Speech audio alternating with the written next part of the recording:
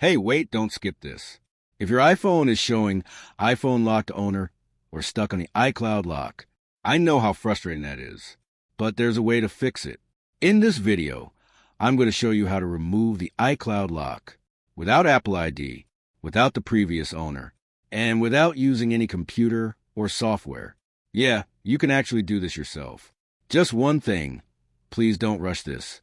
Most people mess it up because they skip steps or go too fast.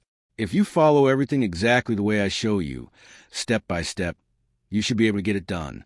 This method is working on a lot of iPhone models right now. And make sure you watch till the end, because the last step is the one that actually finishes the unlock. Before start, like, and subscribe. And if it doesn't work, comment your iPhone model and iOS version. I'll try to help you out. All right, let's get into it.